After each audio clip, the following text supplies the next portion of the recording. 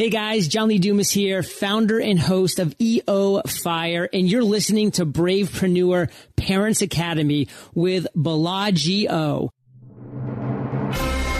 Welcome to Bravepreneur Parents Academy, where the world's most inspiring entrepreneurs reveal their most defining childhood moments and share their legacy for raising brave little heroes who will grow up to change the world. And now, he still reads comic books under the blanket at bedtime. Please welcome your host, best-selling author, award-winning speaker, and self-confessed geek dad, Balaji O. You know, like the hotel in Vegas? Yeah, no, that's really his name. Balaji O.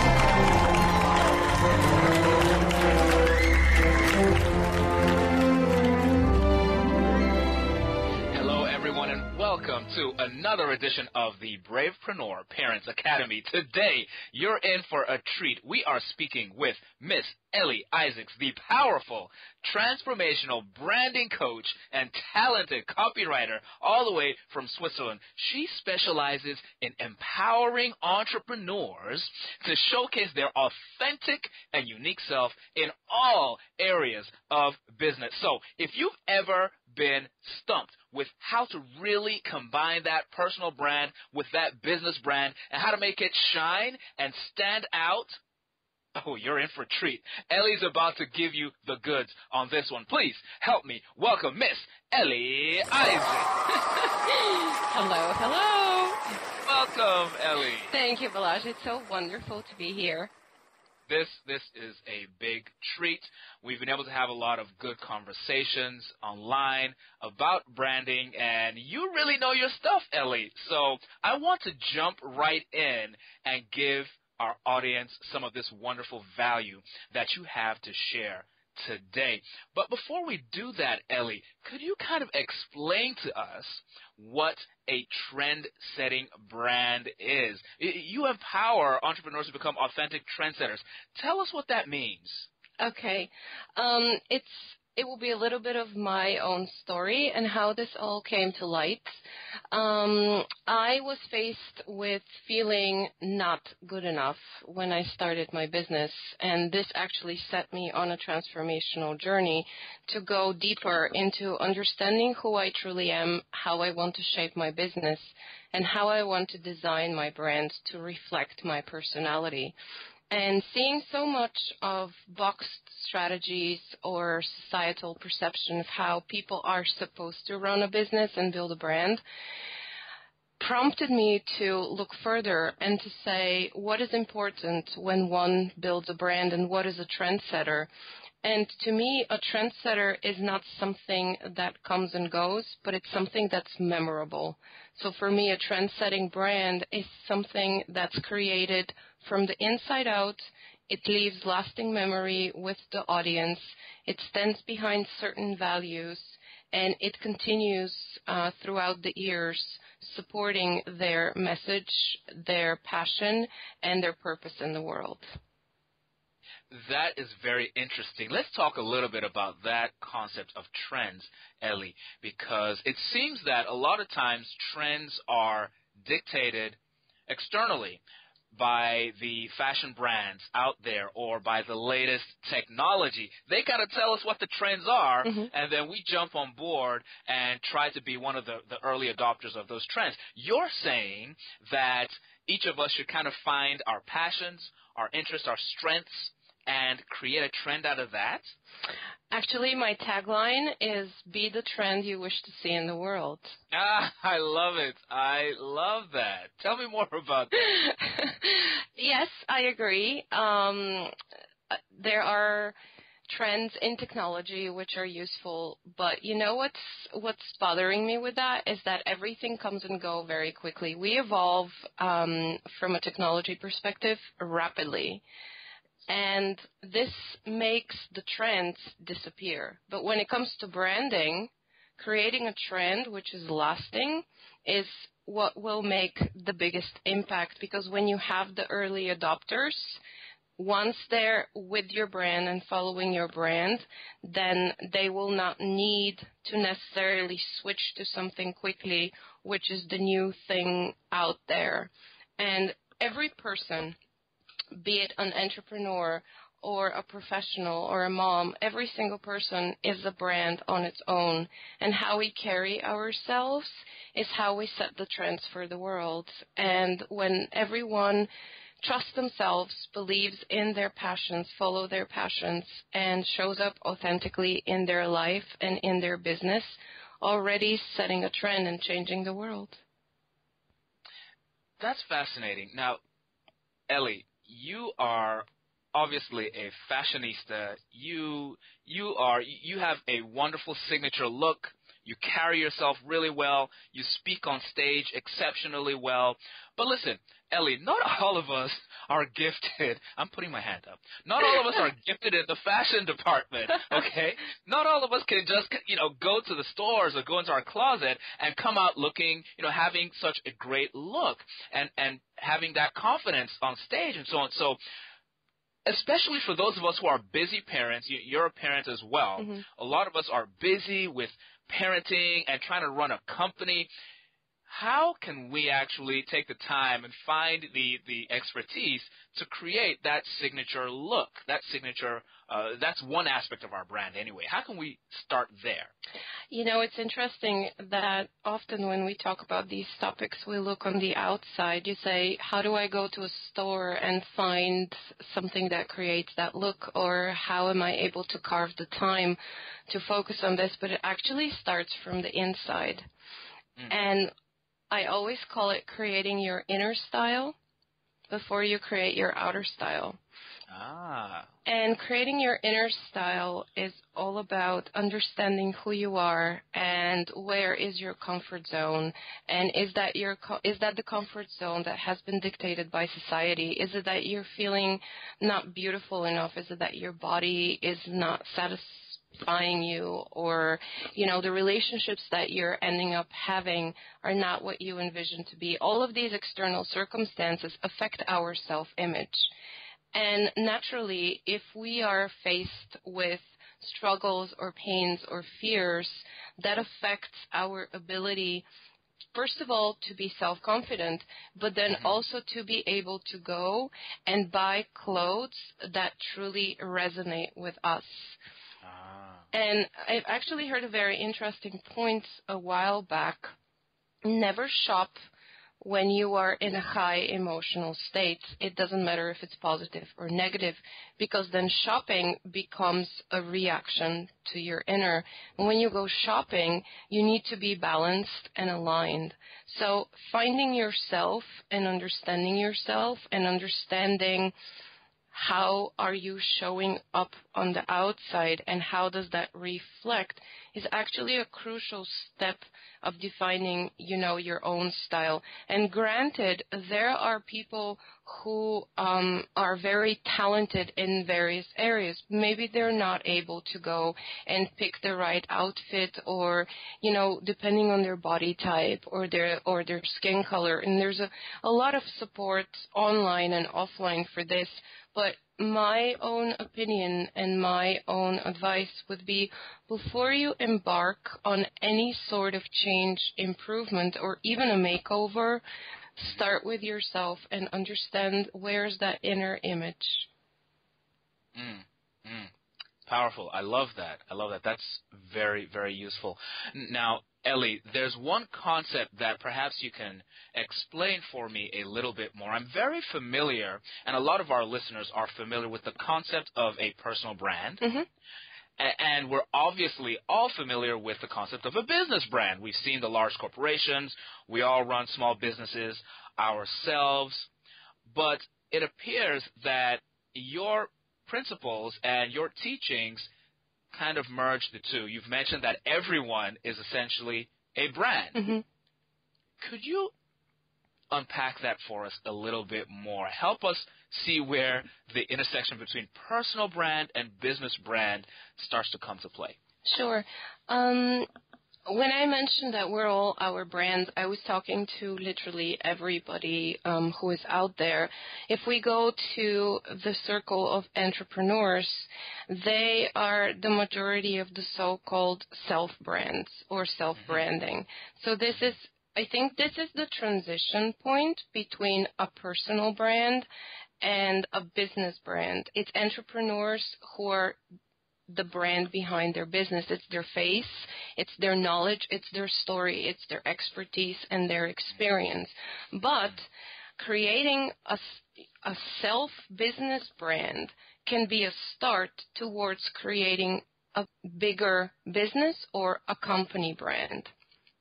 But the thing is that when you embark on an entrepreneurship, the first grounding principle of your business are your values, your mission, and your purpose.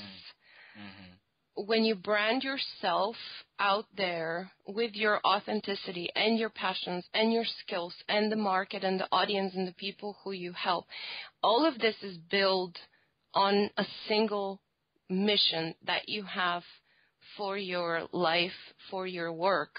And when you bring this forward, you can grow this into a bigger company, but the underlying component will remain you, because it was born from you. And it can almost be seen as a flow, how you develop your personal brand and your image, and then you weave that into a self-brand if you're an entrepreneur, and then nothing stops you from growing this into a global company or a global presence. That's very interesting. As you were explaining that, Ellie, I was sort of envisioning some examples of individuals, sticking with the business sphere for now, that have very strong personal brands, and those personal brands have essentially become the brand of the company. Exactly. One of the individuals that comes to mind, and I'd be interested to hear if you have some examples as well, Ellie, but the late Steve Jobs comes to mind. And even before he created Apple, he was already this very specific, very intentional individual. He was very much into design, very much into simplicity and creating things that, solutions that make the world better. That ended up being reflected in all of Apple's products. Yes. And after he passed away, it seemed that Apple actually struggled a little bit to maintain that focus because they didn't have that one individual that was the source of that overall brand. So what are your thoughts on that, Ellie? And do you have maybe some other examples of good personal brands that are also business brands? Well, I'm probably a bit subjective here because the person I'm going to mention is, I admire him, I follow him, and I believe in who he is and what he teaches, and that's Tony Robbins. So Tony started off, actually, he used to be a janitor, for those who don't know Tony's story, but he created a transformation for himself, and that was his personal journey and his personal life. And then he expanded this into a self-brand as an entrepreneur. And then he expanded this into, I mean, he has several businesses, but his whole coaching and business is built exactly on the first lessons that he had learned in his own life. So he has built a legacy of teachings, books, seminars, webinars, tapes, online presence, everything that you can think of. But everything started actually with him coming to realizations about himself, about his own life at an early age, and about things that he didn't like. And one day he decided that he's going to seek power from within to change something instead of looking without. And once he did that, he developed all of this. The without changed, of course, all external changed. And now he's a global figure, and he's a teacher, he's a lecturer, he's an entrepreneur, and so many other things. But everything that is in his business and in his company today started with him.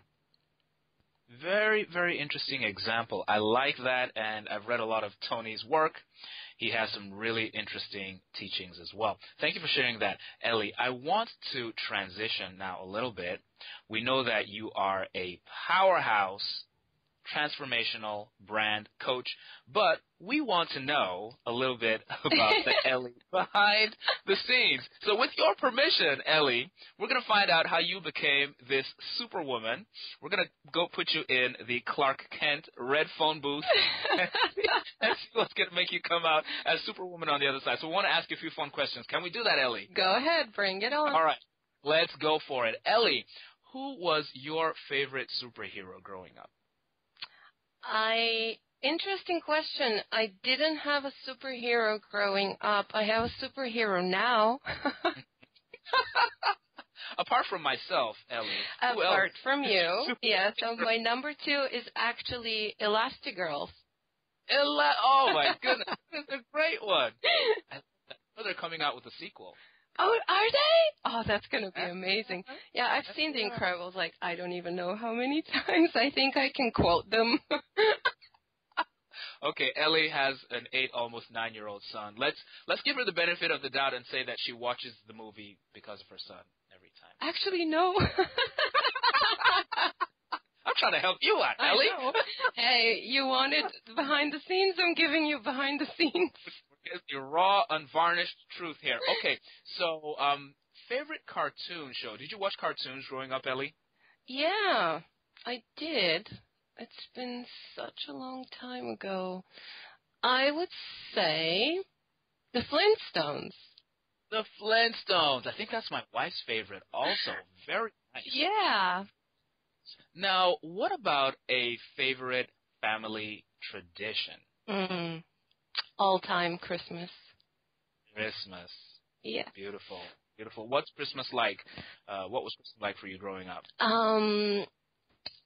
When I was growing up, and this is something I've continued throughout my whole life, it was extremely important that we all prepare and create everything together. So there was not one person responsible for cooking or for preparing.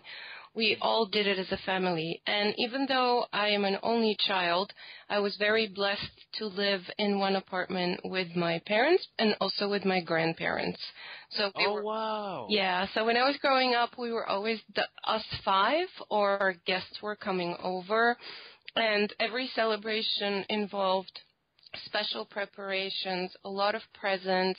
We made sure that nobody has seen the presents before, and they're all wrapped and signed, and we gave time for everything. Like, I think the word now that I would describe my Christmas with is being very present. We were present in every moment with every communication or the food, and then exchanging presents. We gave time for everything to be done with joy and fun, and all of us to be there. And this is a very sacred time for me until today. That's beautiful. That's beautiful. I love that, especially growing up, living with your grandparents. What a special privilege. Yes. Hey, Ellie, so a lot of us have some embarrassing moments from our childhood, either primary or secondary school or middle or high school for those in the U.S. Sometimes a little cringe-worthy that we maybe might not want to share, but we're getting the real Ellie, okay? We're getting the behind-the-scenes look here. Okay. So, Ellie, do you recall one embarrassing moment as a child? Something that sticks out for you? Yes. I think all right, Ellie. Come on with Come on, Ellie. This is a safe zone, Ellie. It's just me and you. Yeah, of course. And the other somewhat numbered people, they're there. Mind that. Yeah, embarrassing moments. I think yes. So, this is, you want it, you'll have it. There you go. Yeah, my parents were not very happy with me going to public swimming pools in the summer. And all my girlfriends were going, and I was so pissed off. And every time I would say, just let me go, and they would be like, no, we're not comfortable. So one day, my girlfriends all came to my mom, and they were like, okay, tomorrow we're taking her, and I was pretty young. Tomorrow we're taking her to the swimming pool, and my parents were sitting there, and they were like, no, but they agreed. I didn't sleep the whole night. I was so Wow. I was like, oh my God, finally my dream came through, and everything is working out. And then the next morning I woke up, and something happened with... No. Yes! No, Ellie. No! And I was like, I cannot be that cursed. It's not... I had to call each and every one of them and say that I'm not going. And I think I didn't set foot in a swimming pool for probably a year.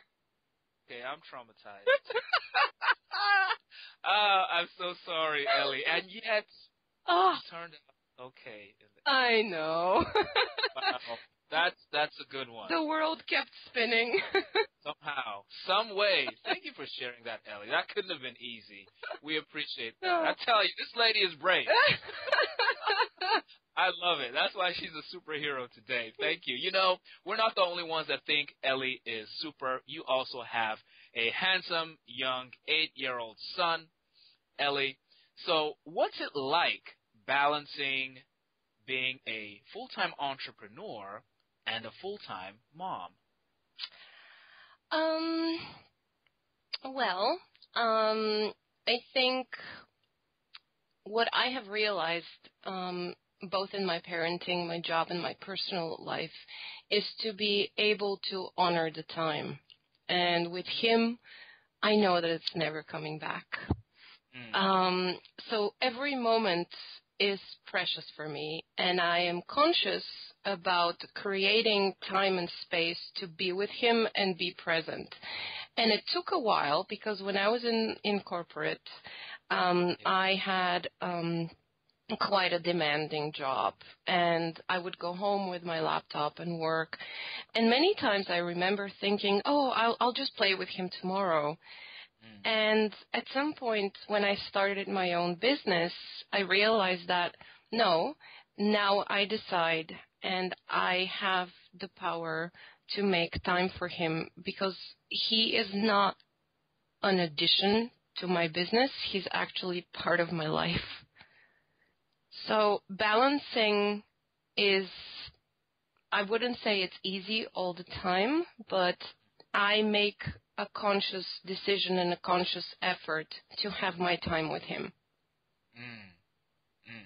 I love that. I love that. And, you know, it's something that all of us probably struggle with. Some do better than others. Yeah.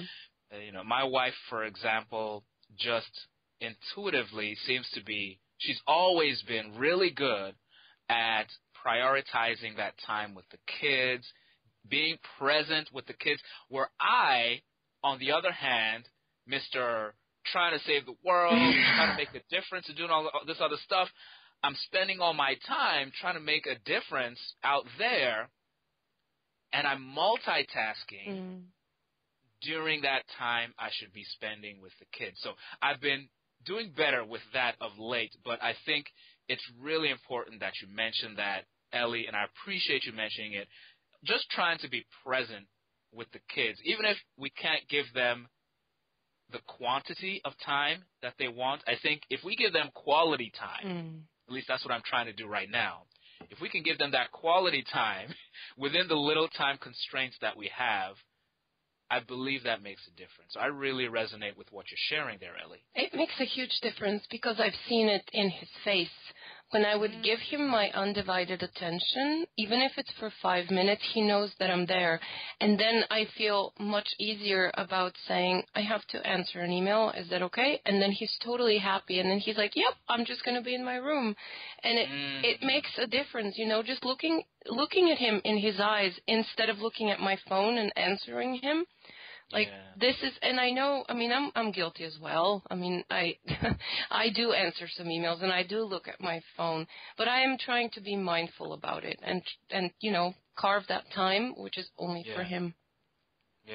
Yeah. Ellie, what would you say is your number one job as his mom? What do you see as your number one job?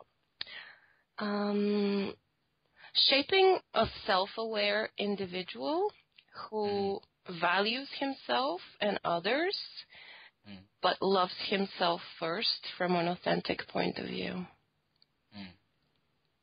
Yeah. My number one job is to guide him while he grows and makes mistakes. And I want him to make as many mistakes as he can, but I will always be there to support and pick him up if he ends up being down. And my strive is for him to shape as an individual, but know that he's loved no matter what. No matter what. No matter what. I love that. Ellie, we are going to let you go in just a couple more minutes. This has been really powerful. I love what you shared about shaping that brand from the inside out. But I want to talk to you one more time as mom. So let's pretend, Ellie, your son is 8 now. Let's pretend it's 30 years from now. Oh, wow. This usually freaks the moms out a lot more than the dads. I wonder why. Right? Stop trying to age my child. Yeah. But let's pretend it's 30 years from now. He is very happily married.